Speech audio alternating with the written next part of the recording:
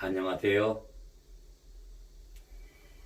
자, 오늘은 우리 불자님들 궁금하신 것들, 그리고 좀 재밌게, 좀 지겹지 않고 유익하게 스님이 이렇게 얘기를 좀 하려고 해요. 궁금한 것들. 자, 오늘은 우리 불자님들 가장 궁금한 것들 중에서 궁금한 것보다도 모든 불자님들 다 해당되는 거예요. 얘기를 한번 해볼게요.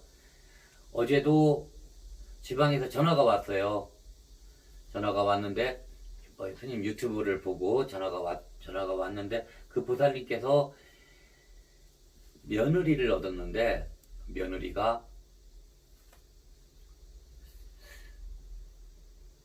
집에 오지 않는데요. 그리고 아들은 며느리 몰래 한 번씩 왔다 갔다 하나 보더라고요. 그 엄마 입장에서 얼마나, 시어머니 입장에서 정말 땅을 치고 통곡할 일이에요. 애들 잘 키워놓고 아무 잘못도 없었을 텐데, 잘해준 죄밖에 없을 텐데. 그리고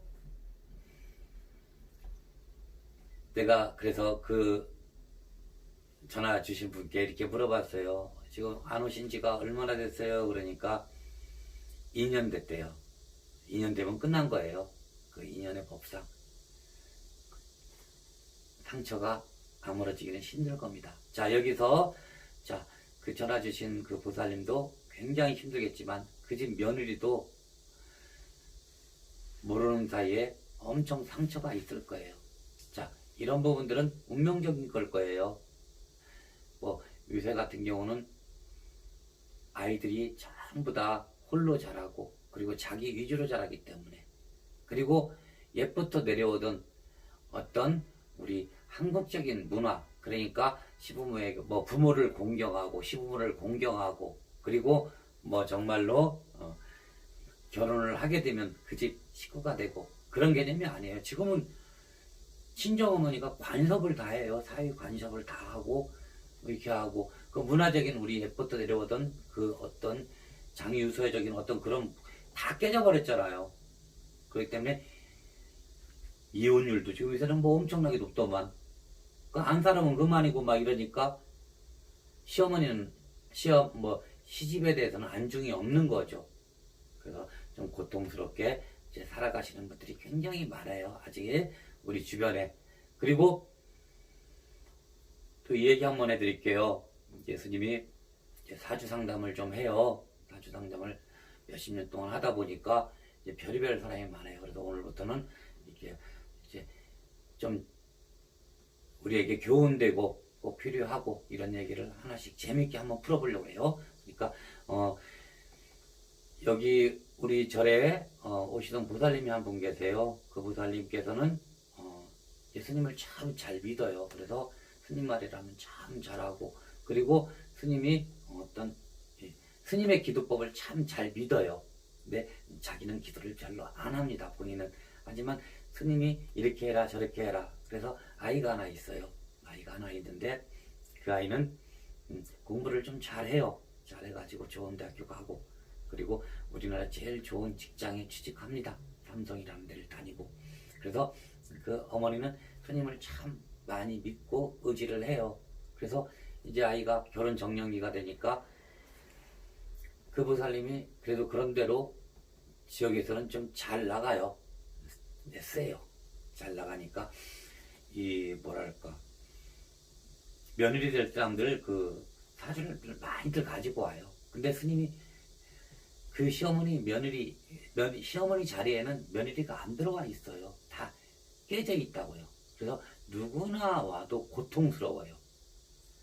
그래서 그 시어머니를 갖다가 센 며느리가 들어오면 안 되잖아요. 그래서 가장 약한 종격이라고 그래요. 그냥 시어머니를 따라갈 수 있게 하는 그런 며느리를 스님은 얻어주고 싶었던 거야. 그래서 그나마 견딜 수 있고, 그 어머니도 그래도 자기가 세니까 강하니까 그래도 끌고 가고, 조금 병들기 전까지는 그 며느리를 끌고 갈 수 있는 그런 며느리를 좀 생할 수 있는 며느리를 얻어주고 싶었던 거예요. 근데 그보다는 다른 말은 다 잘 듣는데 그게 인연인가 봐요. 그 자식 자리나 며느리 자리가 다 깨져 있어요. 그 자체가. 그래서 내 말 안 듣고 스님이 뭐 이렇게 며느리를 몇 명을 가지고 와요. 이제 이 뭐랄까 선을 보려고 가지고 옵니다. 그러면 제일 약한, 그러니까 직업적으로 제일 약하겠죠. 뭐 한의사도 있고 검사도 있고 뭐 여러 가지가 있겠지만 사자가 아닌 그냥 일반 회사를 다닌다든가 뭐 일반 유치원을 뭐 한다든가 뭐 여러 가지, 뭐 내 약하다고 해서 나쁜 직업이라는 게 아닙니다. 오해하시면 안 되고요. 좀 사주가 약한 사람을 스님 구해주려고 했던 부분이에요. 근데 이 보살 같은 경우는 내 말을 안 들어요. 그러니까 스님이 몇 번을 가지고 와, 10번을 가지고 왔을 거예요. 잘도 많이도 막 얻어가지고 와요. 이 선볼 것을. 자기 자랑, 자기 자식 자랑하면서 다닌 거야. 그냥. 그러니까 여기저기서 막 오는 거죠. 그리고 경제적으로도 좀 괜찮으니까 여기저기 선이 들어와요. 근데 많이 가져왔는데 스님이 항상 갖고 그 10명씩 가지고 온단 말이야. 5명씩 가져오고. 그럼 거기서 제일 약한 사주를 골라준단 말이야. 그러면 몇 번 하다 보니까 스님한테 이제 실망을 한 거겠지. 당연히 그렇게 될 수도 있어요. 자기는 이제 여기 뭐 막 한의사 며느리 얻고 싶고 막 판사 얻고 싶고 막 그런 거잖아요. 근데 스님이 약한 며느리를 대주니까 그게 제일 잘 살 수 있고 이 조합이 다 맞는 조합이란 말이에요. 그게 균형이란 말이에요. 사주는 균형이 맞아야 돼요. 균형을 딱 맞춰줬는데 절대로 안 들어. 그리고 몇 번 하다 보니까 스님한테 실망하고 안 오더라고. 그래도 언젠가 또 2, 3년 있다 막 울면서 여기 30분을 울어요. 여기 와가지고 엉엉 우는 거야. 아이고 누구 죽은 줄 알았어요. 자, 이제 알아본즉 그 며느리를 얻었대요. 뭐 한의사인지 뭔지는 하여간 얻었어. 그래가지고 얻어가지고 그때 울면서 막 뭘 찢어. 그러니까 집문서 같았어요. 집문서를 찢은 거예요. 그러니까 집도 해주는데 집도 안 들어오고 그 며느리들 아이랑 아들이 마포 쪽에 어디 집이 있는데 그 친정이 그쪽이에요. 거기서 안 온다는 거야. 엉망이 된 거죠. 자식 다 잊어먹었어요. 그리고 며느리하고는 안 보나 보더라고. 자식도 몰래 그 집처럼 몰래 오고 그러나 보더라고. 그러니까 이 보살 같은 경우는 그때 조금 욕심 안 부리고 조금 약한 보살, 약한 처자를 얻어가지고 살았으면 그래도 만족은 못하지만 이렇게 풍지박산은 안 났을 거란 말이에요. 그게 균형이고 어떤 궁합인 거예요. 그러니까 이치를 갖다가 좀 깨기는 어려워요. 절대로 뜻대로는 안 되지만 그래도 그렇게 맞춰서 갔으면 그나마 좀 편했을 거란 말이야. 스님 얘기는 여기서 얘기를 하고 싶었던 거예요. 자, 우선 첫 번째로 이렇게 풍지박산이 안 나려면 어렸을 때부터 훈련을 많이 해야 돼요. 그러기 위해서는 제일 중요한 게 이 종교적인 신념, 종교도 불교의 종교를 가지시면 굉장히 훈련이 되기 쉽습니다. 어렸을 때부터 불교는 충효예, 이타행, 그리고 희사하고 봉사하고 이런 거잖아요. 그리고 제일 중요한 것, 이 불교라는 게 좀 느림, 그리고 뭐랄까 어른들을 제대로 공경할 줄 아는 어떤 그런 마음의 종교잖아요. 그렇기 때문에 계속 우리가 그런 걸 보고 배우면, 내가 간절하게 기도하는 마음으로 기도하면서 애들을 키워보세요. 틀려집니다. 내가 병들어 있어도 아이들한테 공양받을 수 있어요. 내가 병들었을 때 우리 엄마가 나한테 이렇게 했는데, 돈으로 키운 거 아무 의미 없어요. 막 잘 가르치고 이런 거 아무 의미 없어요. 애들은 당연하다고 생각해요. 하지만 정말로 간절하게 무릎에 닳도록, 아니면 입이 아프도록, 내 정신이 다 나갈 정도로 아이를 위해서 간절하게 기도하는 모습, 우리 대주님을 위해서 기도하는 모습, 이걸 한 번이라도 애들이 보고 강한 그런 어떤 엄마의 모습을 봤다. 그러면 엄마가 병들어 있을 때는 정말로 그 아이는, 예전에는 대부분 아이들이 그렇게 자랐어요. 근데 지금은 아니잖아요. 남들을 이기게 하고, 이기려고만 하고, 돈으로만 키우려고 하고, 좀 잘나게만, 남들한테 좀 못 보이게만 하고, 잘난 척 하려고 그러고 막 이렇게만 키워버리니까 엉망이 되는 거라고요.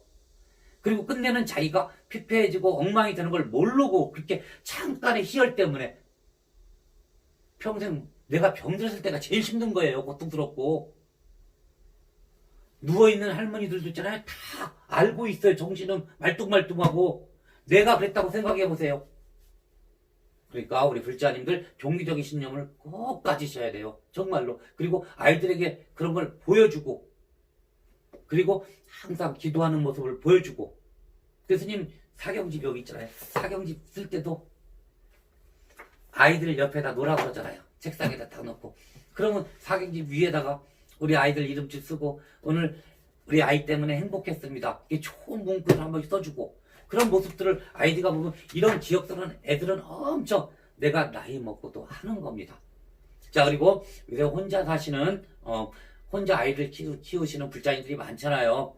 그 불자님들은 시어머니 시아버지한테 효도를 못하는 부분들이 있으니까 그런 부살님들도 부모한테 잘하는 모습을 보여줘야 돼요. 아이들한테 기도하는 모습을 보여주고, 나는 또 부모한테 잘하는 어떤 그런 모습을 보여주는 거야. 그 시아버지 시어머니가 안 계시고 내가 혼자 아이를 키운다. 그러면 친정어머니 친정아버지 안 계시거나 어머니가 있으거나 어머니한테라도, 아니면 고모 할머니한테라도 잘하는 모습을 예절 바르게 정말로 뭐 고깃근이나 끊어다 이렇게 줘가면서 없는 살림에도 자기 수준에 맞게 최대한으로, 마음이 중요하잖아요. 그리고 어떤 이 뭐랄까 정성적인 것, 그런 공양 올리고 이러는 부분들이 크니까 아이들한테 그런 걸 보여주세요. 그러면 우리가 크게 걱정 없고, 그리고 마지막으로 스님은 이 궁합이라는 것을 굉장히 믿습니다. 굉장히 믿고,